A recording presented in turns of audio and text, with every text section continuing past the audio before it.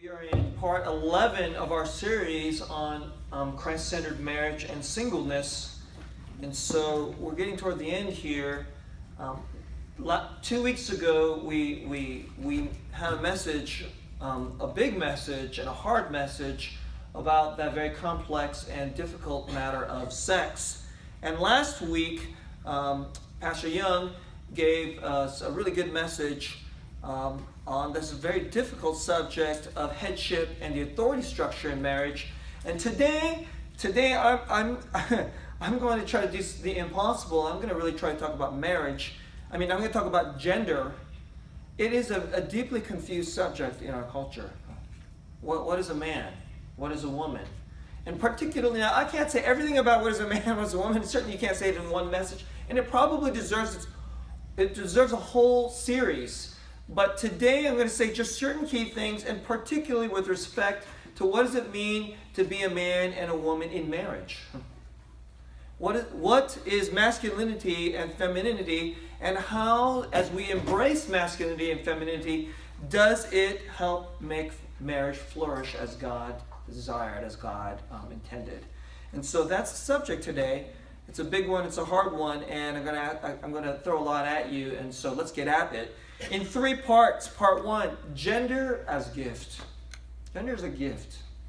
I think we tend to see it as burdensome or limiting or even annoying or just confusing. Because mostly we're not even sure, what is it? Is masculinity liking football?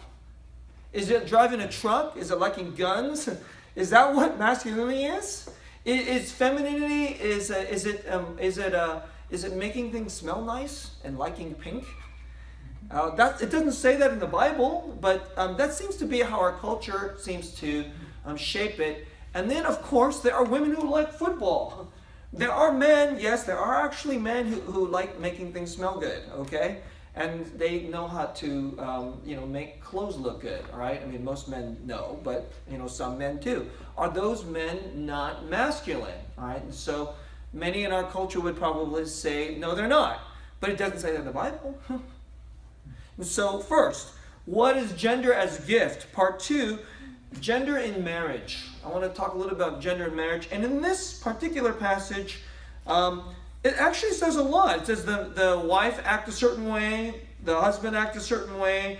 But particularly today, I want to sit on this portion of why the husband is commanded to love his wife, but the wife is commanded to respect her husband. Those are different. You notice, it's strange. Wives, love your husband. Well, of course. You can't make the scripture silly like that, right? Of course you're supposed to love her husband. But there's something special about the way she's supposed to love her husband, and respect is crucial. And I'm going to say something about husbands loving your wife, because that seems really obvious, but I don't think it's obvious in certain ways. Okay, so that's part 2, gender in marriage. And then part 3, the fullness of the divine image. Actually, there's something inside of marriage that's supposed to make us more and more like God. It's supposed to shine something about the beauty of God, and it's something that you can't do by yourself. It's something that, as the husband and the wife, as they come together, and the gender aspect of it matters, as they come together, it shines out the brightness of the beauty of the divine image. And so that's part 3, the fullness of the divine image. Let's go to part 1, gender as gift. Now, I need to take you to some scriptures, because for you to understand why Paul tells husbands to love your wife and why wives are commanded to respect your husband, you need to go right back to the beginning of the Bible. So if you have your Bible, go to Genesis chapter 1. I'm going to blitz through 2 important scripture passages. Genesis chapter 1, verse 27. So in chapter 1, it's this famous passage. God makes all this. He makes everything. He makes the heavens. He makes the earth. He makes light. He makes night. And then he makes all these different creatures. And then you get to verse 27. And then it says this. So God, let's go to verse 26. Then God said, let us make man in our image after our likeness. It doesn't say let us make a man. It says let us make man. And let them have dominion over the fish of the sea, and over the birds of the heavens, and over the livestock, and over all the earth, and over every creeping thing that creeps on the earth. Then he goes on and says, verse 27, very, very important verse, which many of you have at least heard, and at least you kind of know it's there, but it's tremendously important. And by the way, only Christianity, or at least only Jews and Christians believe this, okay? So God created man in his own image. In the image of God, he created him. So human beings are made in the image of God. We're not just some kind of like nature accident somehow, and then some genetic accident, and somehow we're smarter than all the other creatures, okay? But here's the important part that's relevant for today. Male and female, he created them. So here's the first part I want to say. How is gender a gift? Human beings have the gift of being made in the image of God, but the man is not enough to be in the image of God. The woman is not being in the image of God. Masculinity and femininity both image God differently, yet each on its own incompletely. Let me say that again. They both image God together in its fullness, but each on its own incompletely. Does that make sense? So if that's the case, that means that there's something special in femininity that apart from femininity, we don't get about the beauty of God. Does that make sense? And that way, God is gifted. So let's just say it a whole other different way. Women have a special gift that a man does not have. A woman has a special gift to shine off something of the glory and beauty of God that a man doesn't have and actually can't have. And then vice versa. That a man doesn't have, he has a gift of masculinity. He has a gift of his godness, let's put it that way. He has a gift of God's glory that a woman doesn't have. And so masculinity is a gift to women. It's a gift to the world. It's a gift to women. And this is a very, very important in the world itself, but it's especially important in marriage, because here in marriage, masculinity and femininity in its deepest form, in this male and female imagery, because at this most intense version of relationship, this is where male and female, let's call it man and woman gender is played out in its deepest way. Now let me make a note about language. Our culture tends to make a distinction, which I think is a good one, and I'm going to use it too. In our culture, we tend to say male and female is about sex. That is the sexes, right? And what is male and female? It's something that is bequeathed to you by nature. So it's a natural thing. It's something that you don't really control. It is you're born male or you're born female. I know in our culture that's being increasingly controverted. All right, but honestly, I think that's just delusional. You're trying to define something. We don't know if this person's male or female. They can decide whoever they want to be. And you're taking literally some small portion of less than 1% of the people and trying to break what is obvious to everybody else. Okay, so by nature, we're either male and female, and that's a language of sex. But there is a different language that we use. What does it mean to be a man or to be masculine? What does it mean to be a woman or to be feminine? Feminine, masculine, man, woman, that's language of gender. And what is that? That we're more than just male. Does that make sense? A man is more than just male. A man is something that, you can see a boy is masculine, but he's not man. That makes sense? He has to grow into something else. And it is also shaped by culture and wisdom and maturity. And so that is a category that we call gender, and that's really what I'm going to sit on today. I'm not as interested in arguing about sex. Although obviously, one of the authors that I read, a really bright pastor, a guy named Sam Andreades, he wrote a book called Engendered. And I wish I could talk to you about that book, but I just want to give you that book plug. All right? It's one of the deepest books I've read on this subject. And he talks about this, gender versus sex. And so that's a point I want to make about language. But here in the Bible, male and female, and then male and female leads to man and woman. Male and female sex leads to man and woman gender. And the fullness of, which is all of the image of God. Now let me make 2 points here before I get to the next passage. First point, if male and female both together image God, do you understand that before you even got out of chapter 1 out of the Bible, absolutely, and it doesn't use the word equal, but it's there. It's there. Can you see it? That men and women, or let's put it this, the masculine and the feminine has absolute equality of worth. So today in our culture, we tend to think that whoever has more power, so, if men go out and work and then they make more money, or they're physically stronger so they can, physically bully women. You know that the average man has something like 4 or 5 times the upper body strength as the average woman?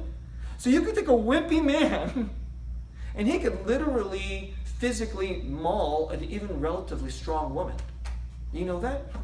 And so, but because of that physical power, or because of power in society, or because of money, more and more in our society, we think power is what has value. And so we're really starting to think about, actually we tend to think that the masculine has more value. In a lot of societies, especially that are patriarchal, they flat out think that the man or the masculine is superior over the feminine. And then in our society, because the women are told that they are equal, but they don't actually believe that they're equal in worth, like the Bible says, because we don't believe in the Bible anymore in our society. More and more women they grasp after equality, and so how are we going to get equality? We have to have equality of power. And so women are increasingly concerned that they have equality of power, and if we don't have the same amount of power in this relationship. If I don't have the same power in the company, if I don't have the same power to get to be the general, then we're not really equal. And there's no way the Bible believes that.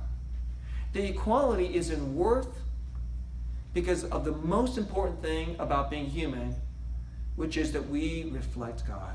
That's the most important thing about being human. In fact, apart from that, we're really not human. If you don't reflect God, then you're not really any different than a rat or a dog or an amoeba, quite frankly.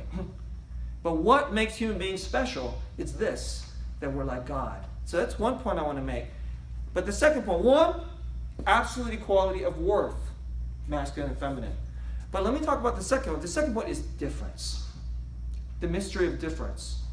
And I think there's all kinds of different places in the Bible that suggest a difference, but I want you to go to Genesis chapter 3. And in Genesis 3, it's really deep. And most people don't think about this in terms of how are we going to define what it means to be a man and what makes men special, their gift of masculinity versus the gift of femininity. And I think that secret is given in chapter 3, and it's given in a funny place. It's given after Adam and Eve have sinned and disobeyed God. They've incurred curse. And I want you to go to verse 16, 3:16. So what happens is the world is falling, and then God lays out 3 curses. So, and I want to go over the first curse is to the serpent, which is the devil. So the devil is an angel, one of the highest of angels, and then God curses him.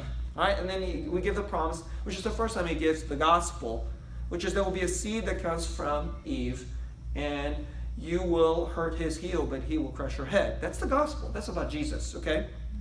But now I want us to go to verse 16, because then he doesn't just curse humanity.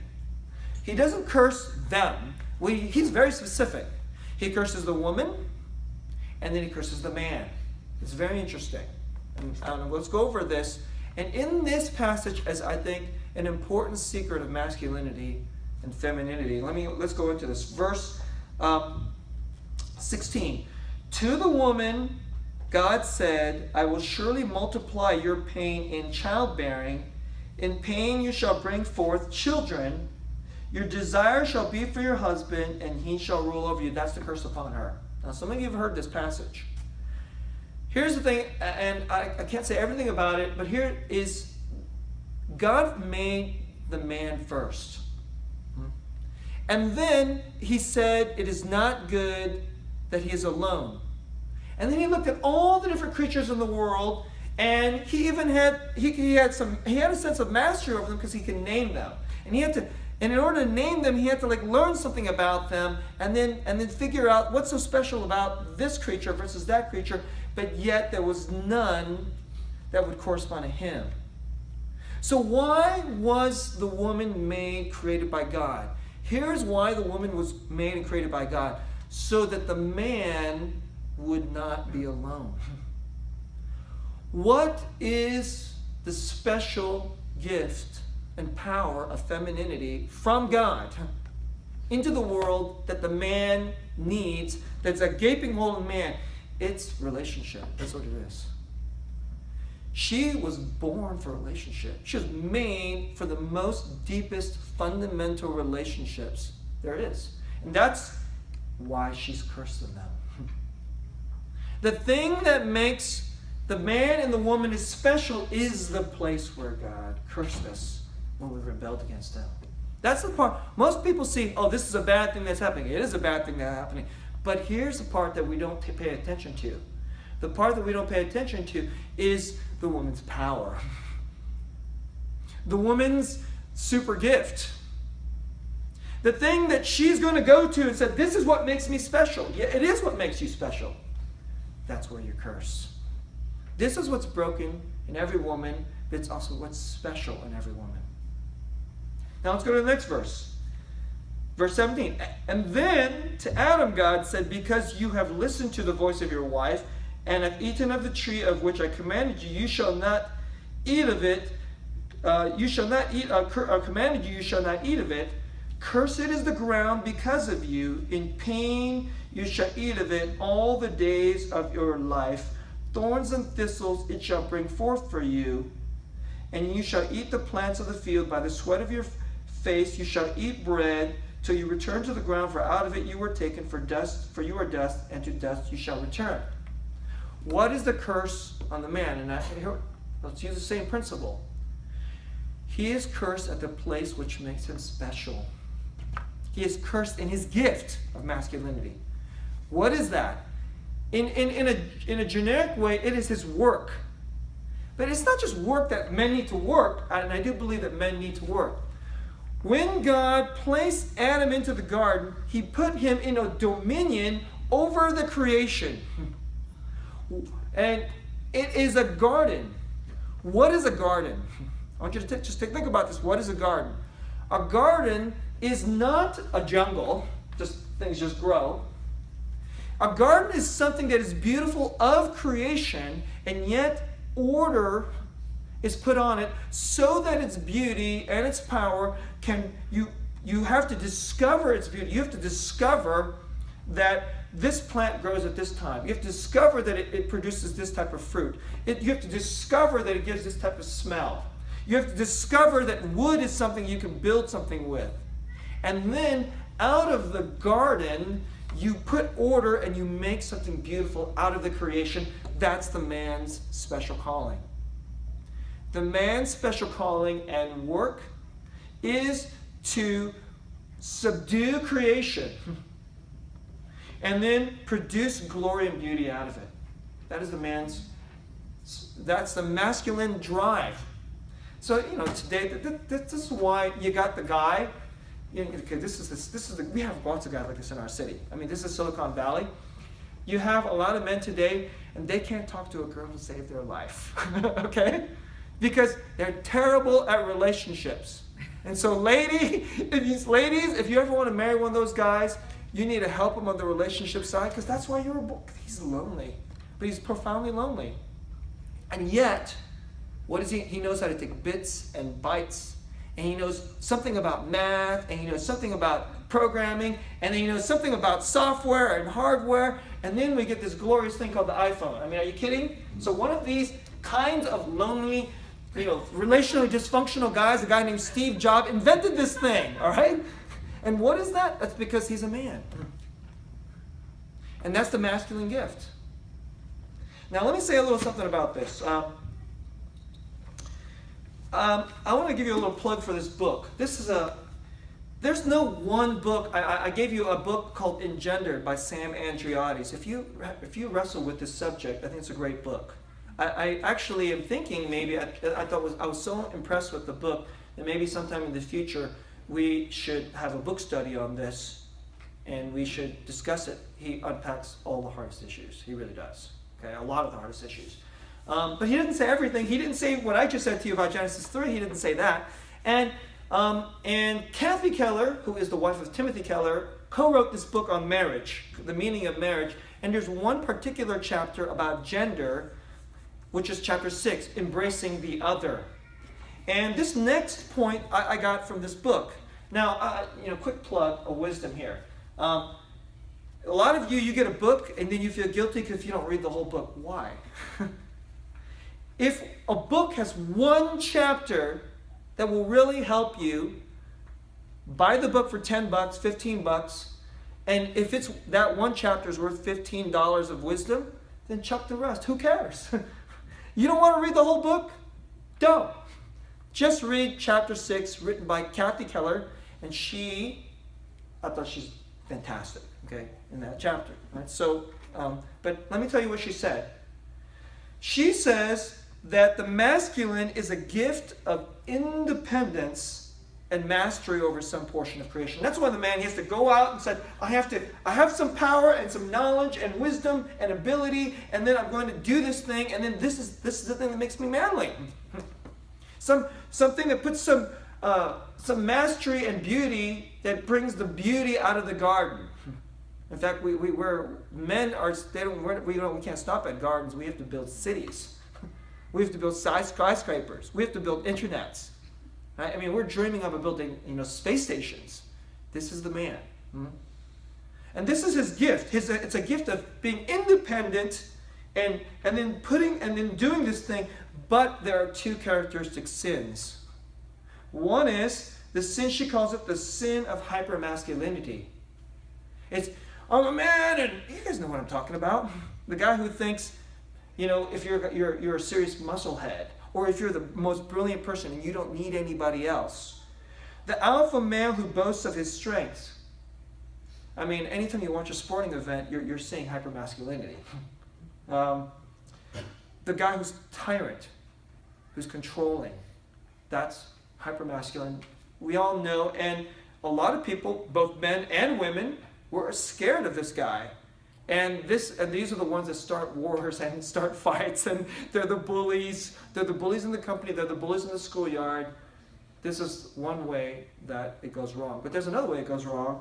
The other way that it goes wrong is a rejection of masculinity. Just a rejection of masculinity. This is your gift into the world. And yet, I'm afraid of it. I'm not going to do it. And so, it usually comes out into passivity. It's casting off responsibility. So some of you go like, I know I'm the girly guy. No. Okay, how about the guy, he thinks he's really masculine, but all he ever does is play video games and he takes on utterly no responsibility. That's casting off masculinity.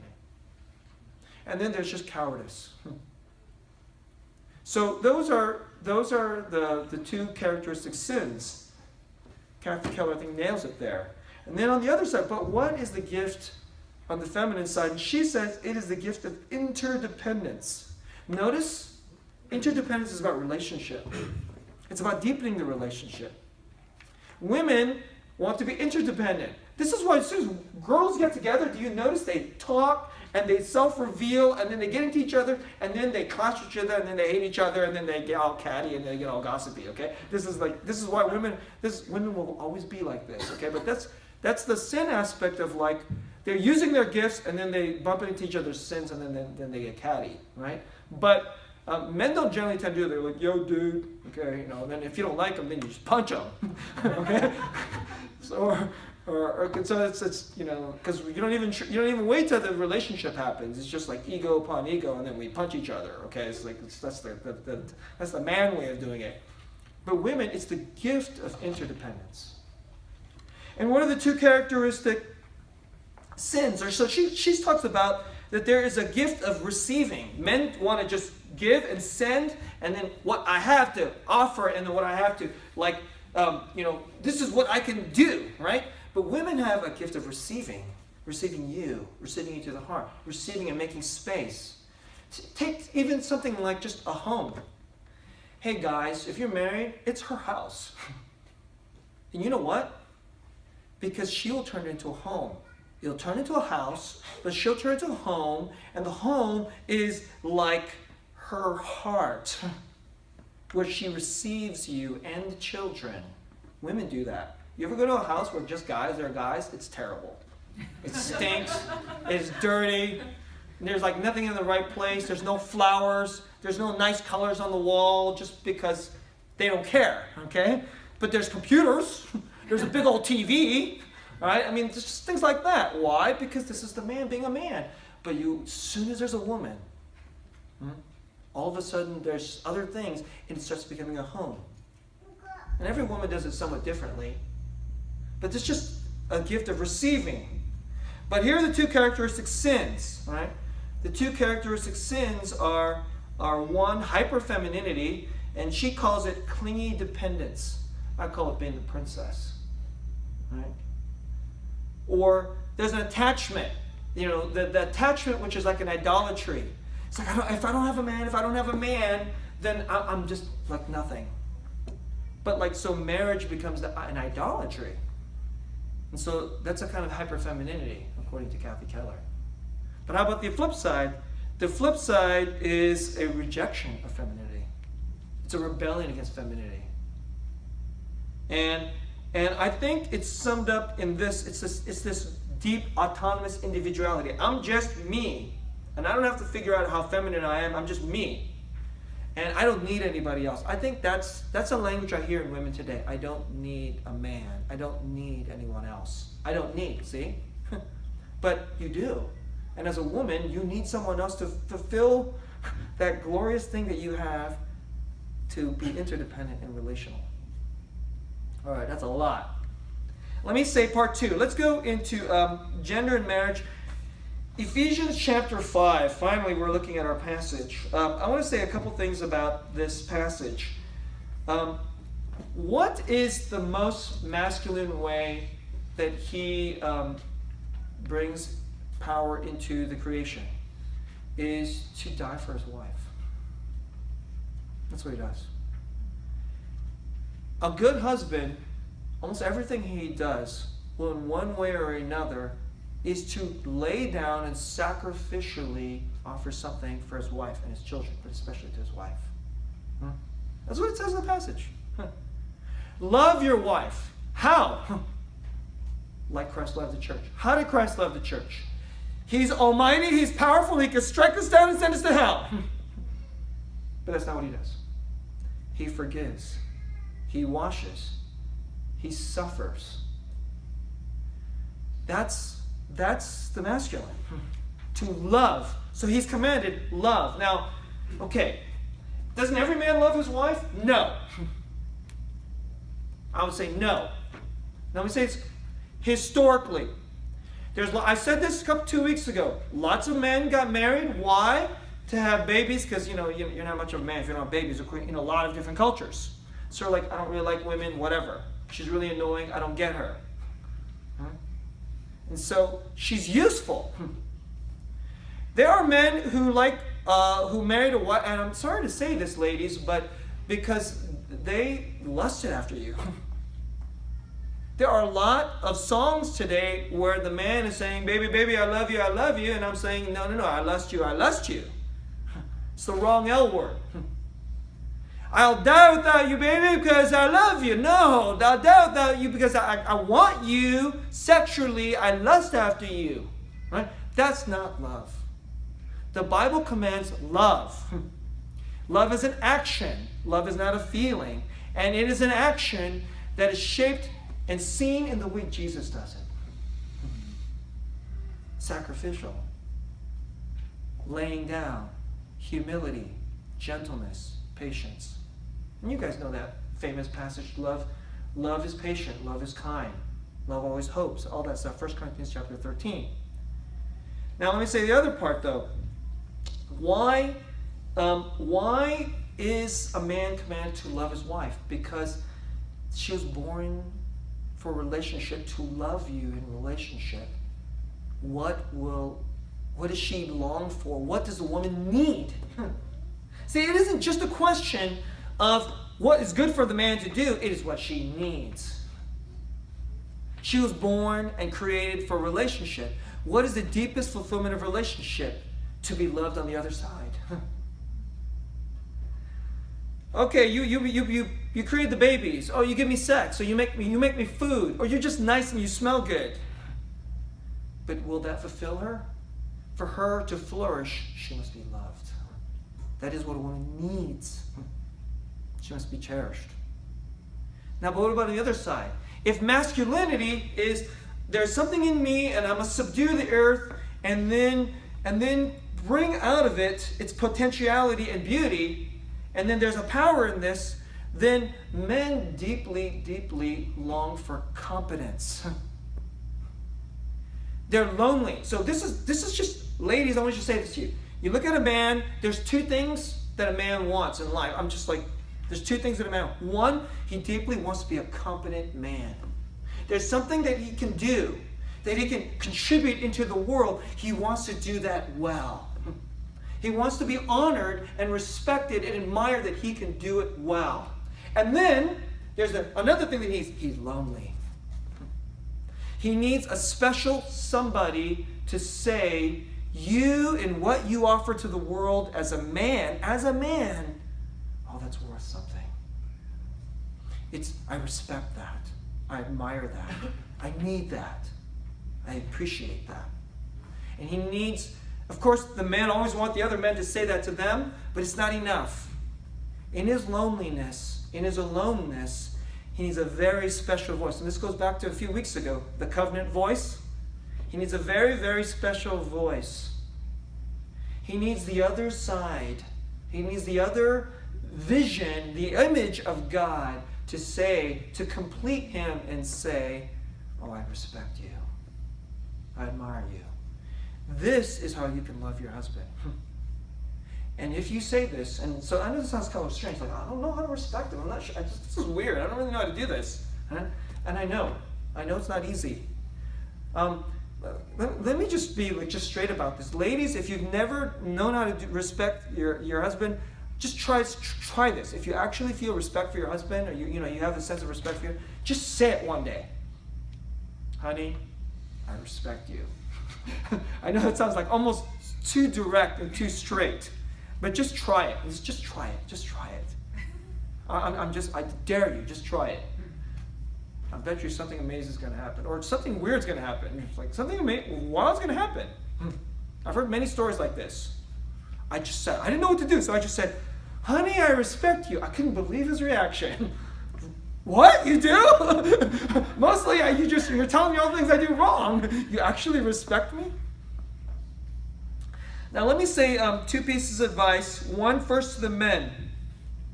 Practical advice. So first, the biblical point is you should be willing to die for your wife. Okay. Will you take a bullet for your wife? But how about if you die to something inside of you? You're like, there's something about her that's really hard for me. And in order for me to really reach her, this part of me, man, I have to just break this part of me down. And it feels like a really important part of me. And this would have to die for me to really reach her. Do it. If you have to break it down every day, and it hurts you every day, do it. You're taking up the cross, just like Jesus. There's no greater man than Jesus. There's no greater masculinity than Jesus. Jesus never played football. Jesus didn't shoot a gun. Jesus didn't run a mile in 4 minutes. I don't know, maybe he could have done all those things, all right?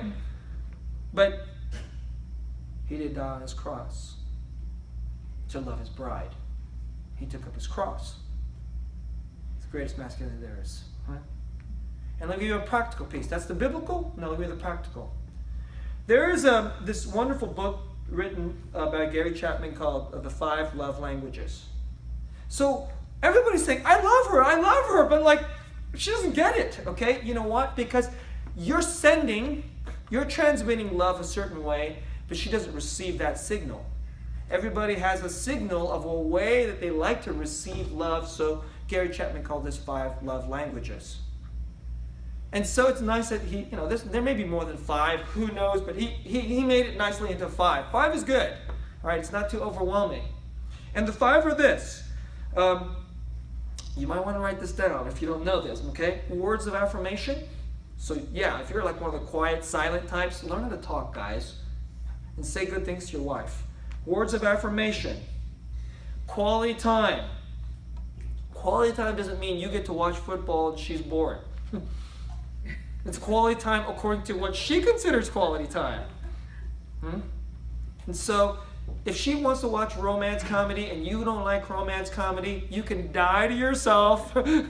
You can die to your action flick, and you can die to your desire to watch a football, and every couple weeks watch a romance comedy with your wife, right? How about that, right? Quality time, because she will consider that quality time. Quality time. Acts of service. Physical touch and affection, and gift giving. Now, here's the assignment I want to offer the men. Study your wife, observe her very carefully. If she loves giving gifts, that probably means she has a gift-giving language. If you, instead of going like, gosh, she spends way too much money. Oh my goodness, she gives gifts to everybody. It's so annoying. You know what? You should go, mental note.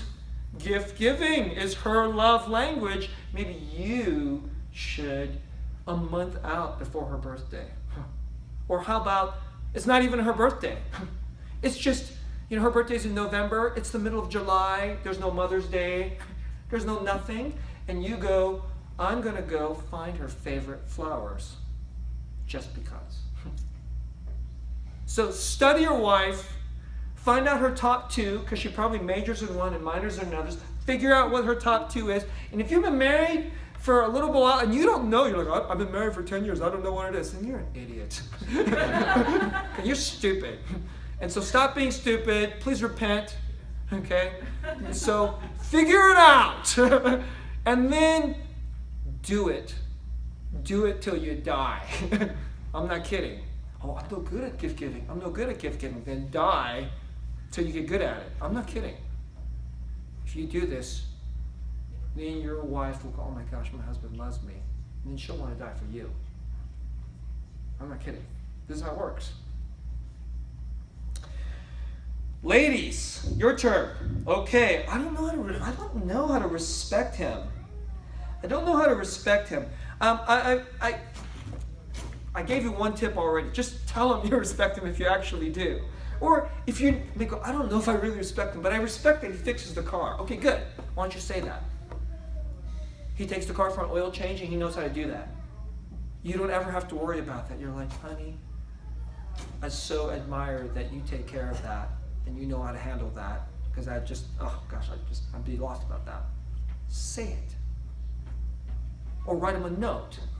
Or give him a gift for it.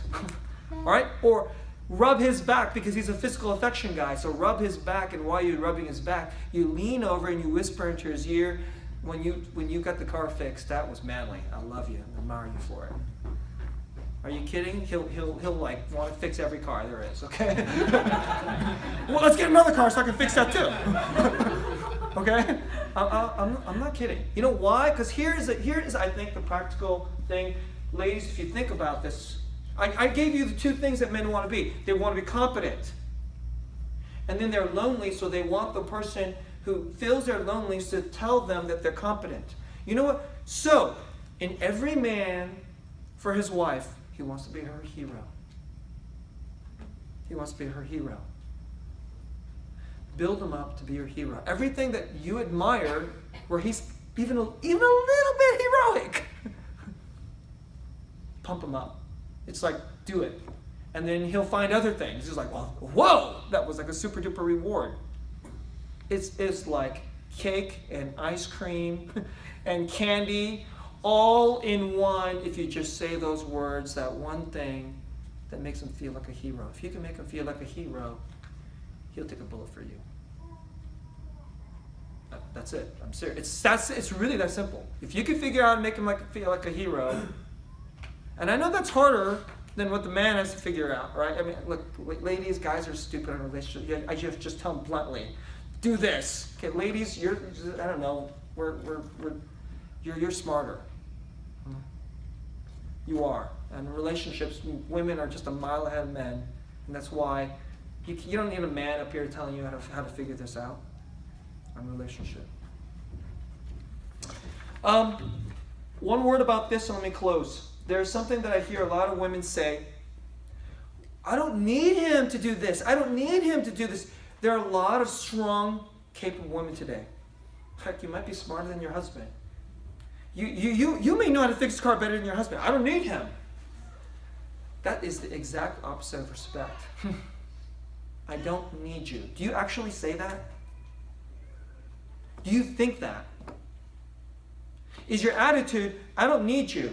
So, comes into the house, you're better with the kids, so everything about the way he does things inside the house is wrong. Everything about the way he interacts with other people at church is, not as good because you can do it better. Now you know how to handle the taxes better. Heck, you even know how to do the computer better. Maybe you even make more money than he does. And so, is your attitude is like, man, I do everything and I don't need him. Is your heart, I don't need you. That is absolutely the opposite of I respect you. And of course, he's not going to be much of a hero if you don't need him. How can anybody be a hero to somebody you don't need? He doesn't, I don't need you, but you don't need me. I can't be your hero. And if a man can't be your hero, he may give up. I want you to think about that. Think about, this is really strange. Both men and women, we both have to take less. Maybe we have to create less space so that she can be more of a woman. Let me tell you a quick little story and then I'll go to the final portion of my message. My wife's not very good with computers. In fact, she's afraid of them. And then she actually had a college education. And so when we were married, I thought, how can a person who graduated from Wellesley College, one of the top universities in the whole country, not know how to do Microsoft Word? Right? I thought this was just a failing on her part. Just come on, just take care of it. Just take care of it. Right? And every time she'd ask me a computer question, I would just get really irritated. And really, because I just thought, you do it. But then over time I realized, why don't you just be more of a man? Maybe she's afraid of the computer. So it's time to be a hero. And I'm not really that good at computers. And so it's actually one of the reasons why it's really irritating to me is because I'm actually not that good. My wife is terrible. She's like in the D- range and I'm like in the C- range. So she's asking a C- guy to help her with computers. And so it's like, it's hard for me. It's like, it's work. It's annoying. But, I realize if I come to the rescue, my wife will feel loved. See? It's a weird thing. So, I don't know, just to give you a little, just a little window into our stupidities and where we're learning to grow. Let me close this message, the fullness of divine love. I want you to go to a passage in the Bible, 1 Corinthians chapter 11. I've talked too much, so can't spend too much time talking about this, which is too bad. But let me say what needs to be said. 1 Corinthians chapter 11, verse 3. This, if you want to read the whole passage, is a strange passage, but let's just talk about verse 3, okay?